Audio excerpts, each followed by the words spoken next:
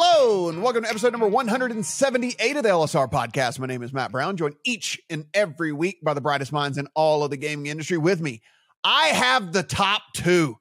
Dustin Gouker, Adam Candee. You want to follow them on the Twitter machine, and you should. It's free at Adam Candee, 2 E's, no Y, at Dustin Gouker. If you hate yourself, you can follow me at Matt Brown M2. Everything we do, absolutely free, so please subscribe, rate, review, and if you're watching us over on the YouTube channel, hit that subscribe button down below. Do appreciate it.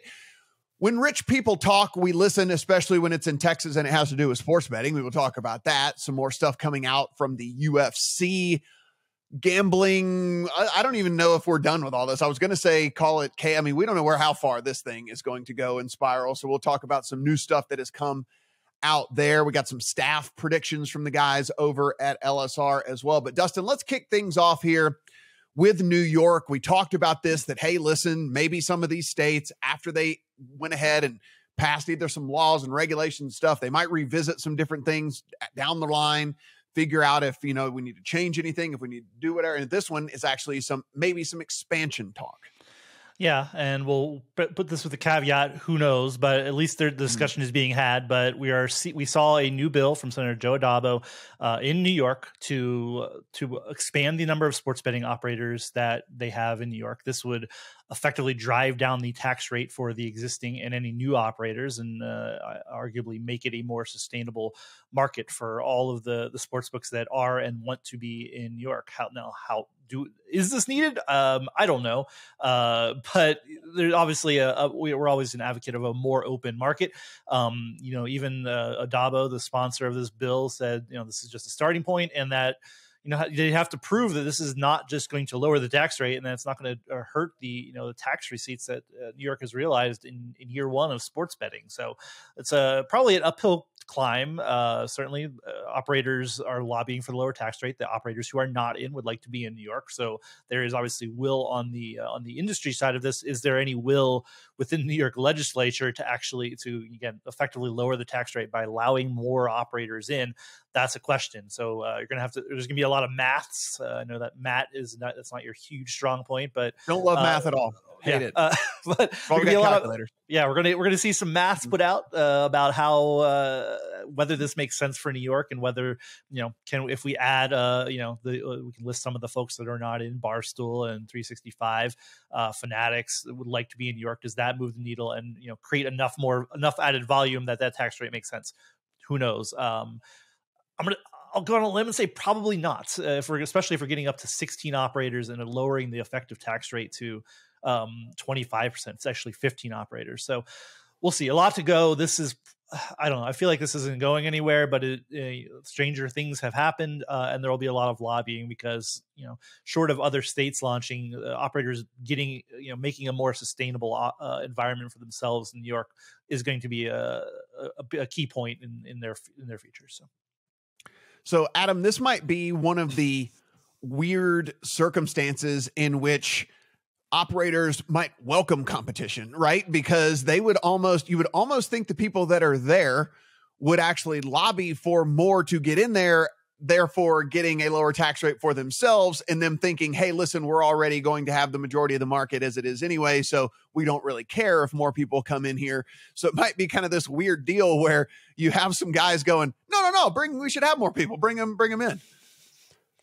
Absolutely, Matt. We've heard operators pretty much from the moment they proposed and agreed to this tax rate complaining about this tax rate. They were the ones who put it out there in the first place, and let's never forget that it was made fairly clear by the former administration under Governor Cuomo that 50% was sort of the suggested tax rate, that nobody who proposed lower than that was really going to have an opportunity to get in. Now, did they have to? No, but they did, and 51% is what they agreed to. And I think what you're going to see is not only would they welcome it because of the lower tax rate, as you mentioned, the obvious, but they don't really fear any competition, right? Whoever's there is pretty well established at this point. For example, Ballybet, not to pick on anyone in particular, they just happen to be number 9 out of 9 when it comes to market share. They only launched in July, so we'll give them that caveat. But $338,000 in sports betting revenue in a state that had $16.8 billion with a B dollars in handle last year. So do they really worry about what Fanatics or Barstool is going to do to them? No, not at all. So whether this bill ends up going forward in its current form is highly skeptical. But even Senator Joe Adabo said in the story, look, we have to get this discussion going again, because this bill was here last year as well, and it didn't end up producing anything. But the operators are going to continue to push for a tax rate discussion. And so savvy legislators are going to have to at least put a bill forward to mollify those operators, even if the discussion doesn't get to where those sportsbooks want it to be. And Dustin, this is the time where if people are just joining us for the first time or haven't been longtime listeners, where we give our typical spiel of saying, hey, listen, whether these guys are going to become, actual major players or not, or even have any sort of market share, the more the merrier, the better for the customer, the better for the industry, the better for the market when people have choices. Yeah, absolutely. I mean, I've always been an advocate of that yes, the consumer should get whatever they, I famously only get my one operator, DraftKings, here in Oregon. It would be great if I had more. It's better for the consumer at the end of the day. And, we talk a lot about tax revenue and all of that. This is providing a lot of this should be, and the framing should be providing legal and regulated sports books to people who want to use them. Right. That's and if we don't have all of them, you don't need every last one who wants to be in there. That's not the argument. But, there are several operators who are, at least are needle movers that do not have access, and that's artificial. Again, I can't advocate unless somebody's going to come in and tell me that that they actually do replace the revenue. I'm going to side with New York. Like, do you need to expand this law to let more people in if all you're doing is lowering your effective tax rate? That's a hard argument to make if I'm the state of New York or a legislator. Again, maybe that math works out. We'll see how Fanatics does. That's the one out of all of them. And again, we talked a lot about 365. Those two coming in is interesting. Sure, Barstool, is around 4 or 5% of market share nationally. Do they just cannibalize? Do they add a little bit? Maybe, but if you're going up to 15 plus operators, you have to get to this threshold of you're doubling the amount of handle and revenue so that you can, so that the tax revenues don't go down. That's the easy slider math. And unless somebody's going to provide a document that says, yes, we're going to expand them, we're basically going to double the market so we can decrease the tax rate by basically half. That's the argument. And I'm not I was skeptical of New York at the beginning, and I still think there's reasons to lower the tax rate. Certainly for operators, they're not going to spend and acquire customers as much in New York, and not going to market as much because that return on each dollar is less. But still, they have this baseline that they've set. Again, Adam pointed out correctly, they all agreed to this, and if they didn't want to be in, they don't have to be. So interesting conversation that is certainly going to, again, this is a conversation starter. I would not expect this to be done this year, but if anything we talk about, you have to start these conversations. The pace of this is not going to always, be knee-jerk reactions to whatever the operators want. Adam, we said, anytime anything happens in Texas, we're going to be talking about it. We're going to be writing about it because, again, it is a massive, massive market that could really be a game changer. And we've talked about several of these very rich, very powerful, and very influential people that are within the state that have at least at some point somewhere along the way said that they are in favor of that. We know that the Dallas Cowboys owner in Jerry Jones fits into that category as well. And hey, he spoke this week. Headline: Man worth $11.4 billion wants thing that makes more money. Film at 11. Do we need more? Well, I guess we have a little bit more that we can talk about there with Jerry Jones. Yep. So it's not necessarily a surprise because he is part of the Texas Sports Betting Alliance, this lobbying group that has put itself together with a lot of the team owners and other stakeholders who are trying to push for legalized sports betting in Texas. Now, we just started the legislative session on January 10th, so we're in the infancy of the ability to get something moving here. But Jerry Jones did an interview this past week, and I'll read you some of the quotes from him. I think it's really a thing that needs to be addressed at this time. He continued later, all of those things can be enhanced. And talking about things that can be enhanced, he's talking about lowering property taxes and increasing educational funding. Can be enhanced by something that is presently going on in a big, big way, and we should be getting the benefit of it as citizens of Texas. Other states surrounding us are, so it's a time, I think, for us to set the rules up and execute on it and get the benefits of it. And he's absolutely right. Louisiana has captured a lot of money, and we talked about the gentleman who sells betting last week, and the fact that that money has obviously been going to Louisiana over the course of time here, and he resides in Texas. So that's just one example of what we might see. So, in Texas, there's a long way to go. We still have almost 2 full months until a bill actually has to get moving in March for this to have a chance of happening. Remember, of course, in Texas, it is a constitutional change. So we're talking about getting a 2/3 majority and then having voters approve it at the ballot box in November. So a long way to go. But as we've talked about many times on this podcast, Jerry Jones and his $11.4 billion net worth and his franchise that is worth $8 billion do sound quite loud when they decide to use their voice. And Dustin, he mentions the property taxes there in Texas. So one of the things that we talk about all the time, there are these states that don't have state income tax. Of course, Nevada being one of them, Florida being another, Texas being another. But Texas property taxes are astronomical, right? So they make the money back, so at least a little bit of it back along the way. And that has been kind of one of the things that has certainly been a more hot button issue here, probably even since COVID came along, where people have a lot more time to scrutinize things. And certainly you start looking at these property taxes in Texas going like, hey, why are they so astronomical? What can we do about it? And so he's kind of going, I don't think the low hanging fruit stuff like they did in California, because I think the property tax stuff truly affects everyone in the state pretty much, like 80 to 90% of the people that actually appeals to, unlike, the homelessness issue in California where, that comes up and we were talking about. I mean, there's a lot of rural land in California. There's a lot of people who don't even see homeless people on a daily basis or live in the suburbs, and it doesn't affect them in the least bit. So at least this isn't one of those deals where it's kind of like, oh, let's bring up this thing in the state that, is happening and we're going to change people's minds. Like the property tax stuff in Texas is an actual issue they've been talking about for a long, long, long time. Yeah. And this is exactly how you approach it. You don't promise like this is some huge windfall for Texas either. I mean, it is new money. It is found money. Whenever you legalize a new form of gambling, found money that the state was not realizing before. So it is that it's something, but it's, I think he's like the middle road. Like, let's just already going on. We should have sports betting and we should make some money off it. These are the very core, this is what the lobbying playbook has been for the 5 years that we've been doing this. And it's, he doesn't go too overboard, so it makes common sense. And that's, I think that's a winning argument that everybody should be behind. It is, he promised bazillions of dollars. That's probably not going to happen. Texas has a huge budget. Sports betting is a, if it is legalized, is a small part of that, but it is new money. And Jerry is a smart person. He's hitting the right notes. He's, has, certainly there's probably focus groups. The alliance is probably, here's what we should be talking about. And there's just the fact that Jerry Jones is using his platform to talk about gambling while his team is still in the playoffs. That's right. Interesting, right? People are like, it was basically just a few sentences, but everyone is going to stand up and take notice because Jerry Jones. And, that is weight on the scale for any legislator who's thinking about whether they should support this.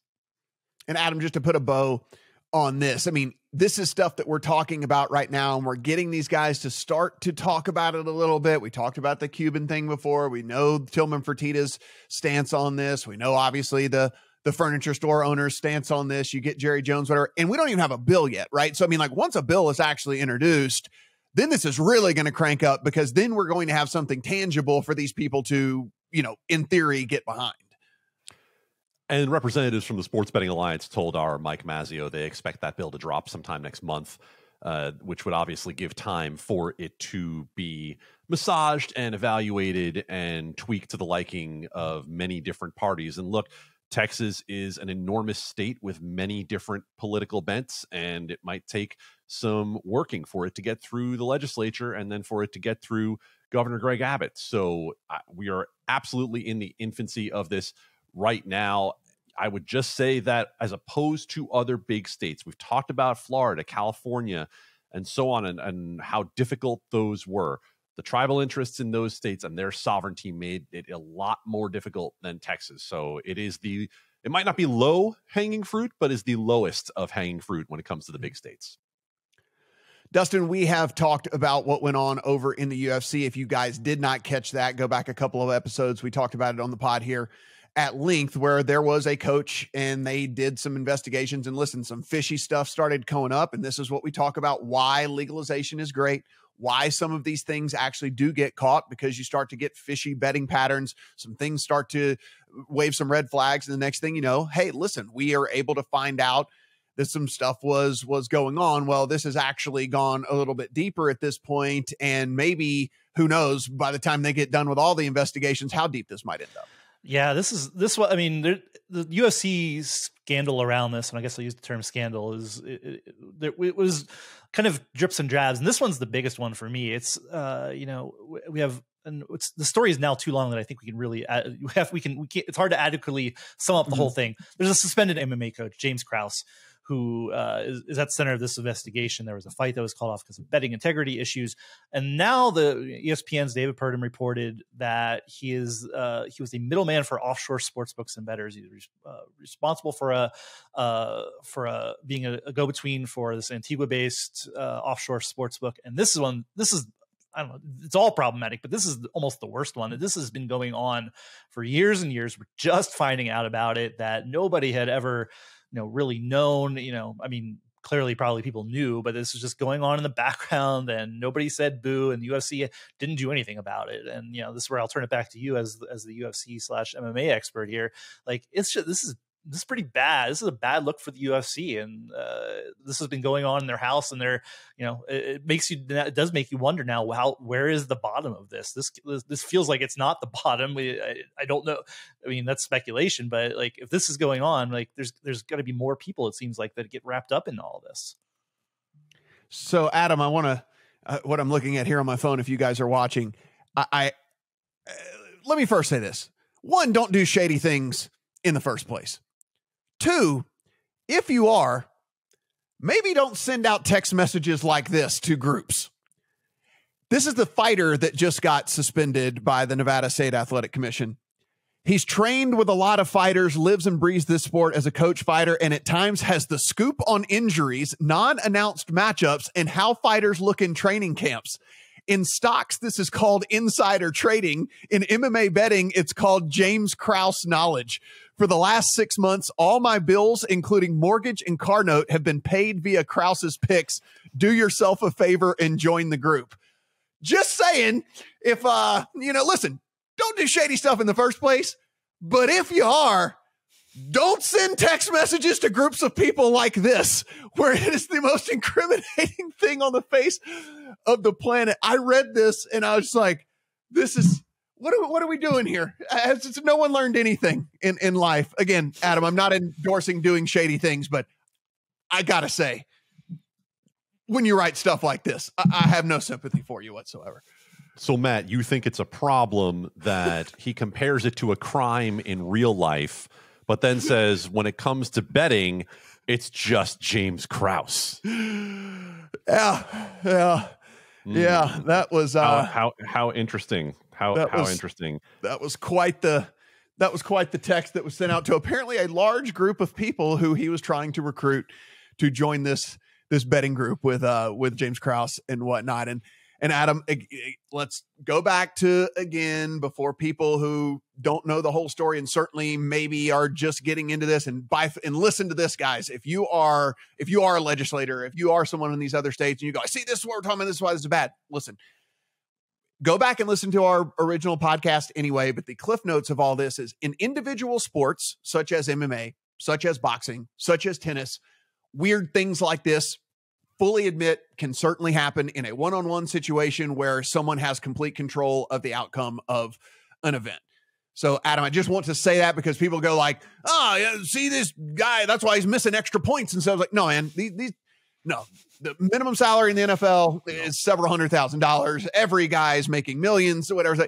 There's no amount of money that could be made in a gambling situation that would change all of this. So there's so many layers to this, why it does not apply to the NFL, to the NBA, to the National Hockey League, any of these major sports where there's minimum salaries, and the minimum salaries have grown so large, and the players that actually could affect the game anyway are the stars, and the stars are making tens of millions of dollars. And so they're never going to do anything to risk any of that. So again, just the caveat in all of that, because I think that some people can use something like this and take just a snippet and go like, see, that's why it's bad and that's why it shouldn't happen.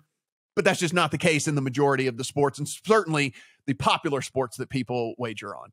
Well, read up on this story if that's what you're thinking, because what we're talking about right now is Krause acting as an agent for an offshore illegal sports book. Well, when we talk about the regulated market, when was this caught?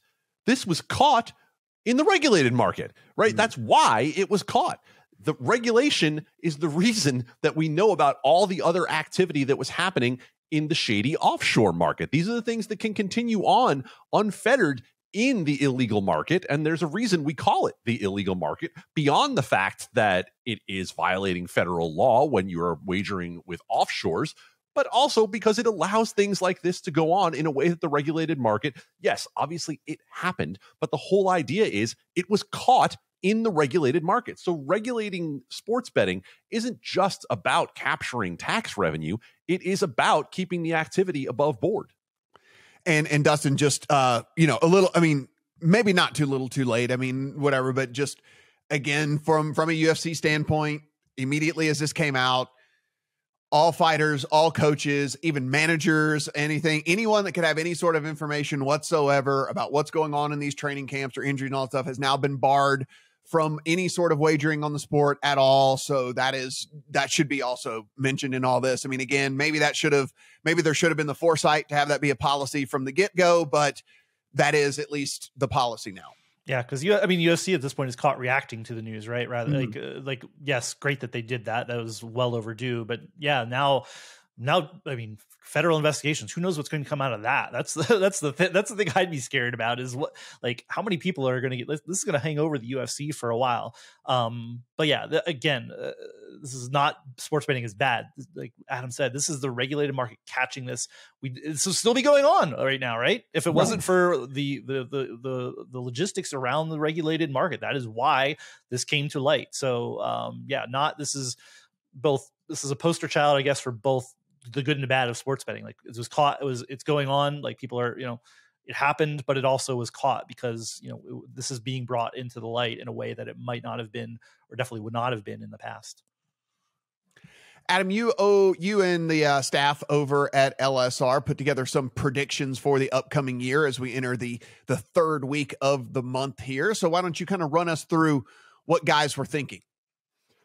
So credit to our Pat Evans for spurring the discussion and getting us a little crystal ball look at next year. And obviously the LSR staff has expanded. Sam McQuillan joined us in December. And so we surveyed everyone, said, just give us a little bit of something you expect to happen in the coming year. And I thought that there were a good variety of answers that came from the staff. I would encourage everyone to read the details at legalsportsreport.com, but I'll give you a little preview in where Matt Waters talks about the expectation of regulation.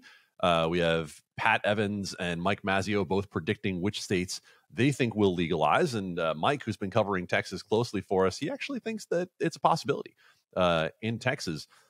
Sam apparently is our angel of death because he expects that multiple sports books will close in 2023. So more cheery predictions from Legal Sports Report. And I talked about the fact that I think this is the year for the heavyweights. I heard it last year when it came to 365 that it was going to be a 10-state year. This year we see that it might actually happen as they begin their push into Pennsylvania. We talked about that and the good signs for 365. They're willing to get involved in Pennsylvania, and talked about the fact that ESPN has talked about it and talked about it and talked about it.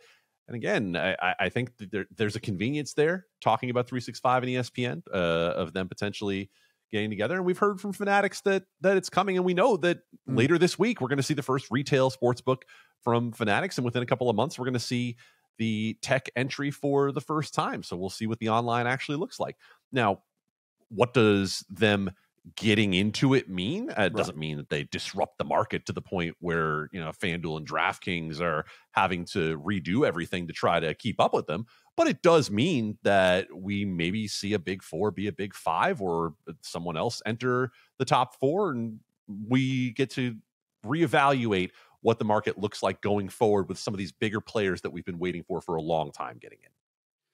Yeah, Dustin, this is one of the things we kind of did on the pod just amongst us a little bit ago, where we kind of looked into the future, and one of the stuff that we were looking for in 2023. Now that we've a few weeks into the year, you've had a chance to kind of digest some of the stuff that's going on or whatever. Any revisions to what you think may or may not happen in 2023? Any revisions into kind of your broad outlook of the industry here in 2023? No, first I want to say, I wish Adam had gone with all NSYNC songs for the H2s if we're going to critique the story. We have one NSYNC song in an H2. I did go with one. I did. I would have tried a way to make all of them. Also, great picture. One of my enduring legacies at LSR is great pictures with the company stories. We're loved for that. Anyway, yes, I agree with most of what's in here for sure.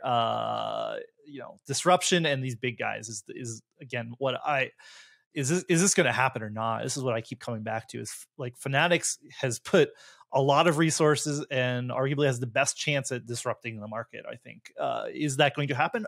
As I sit here, I don't know. Despite all this will for them to get into sports betting, I still am a seller on the idea that people are going to, because they buy hats and jerseys from Fanatics, that they're going to instantly turn into sports bettors. I don't, but if they have a great product, they do other marketing, sure, they can get there. It's fascinating. Yeah. Whatever ESPN does, whatever 365 does, can anybody really disrupt the market? I think that's the list of who can really disrupt. Like it's hard to see anybody further down the totem pole or the pecking order or whatever to get into like really disrupt DraftKings and FanDuel or any of the top four or so this year.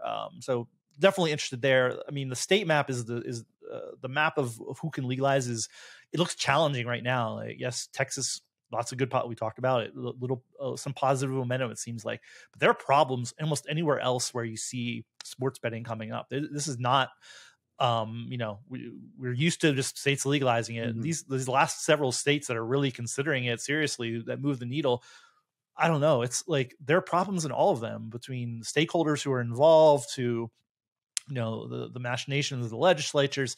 So, if Texas doesn't get done and we're looking at a market where it's not really going to expand for sports betting, the eyes turn back to California, things like that. Where is the growth going to come from? And that is where, it then gets into what Sam said, like, if you're not going to be able to launch in new markets, like what's your value proposition and where are you finding growth? So it is all fascinating and all comes together. And it'll be really interesting to see where all these companies end up and where states land on the legalization map this year. Again, Texas is by far the biggest prize, and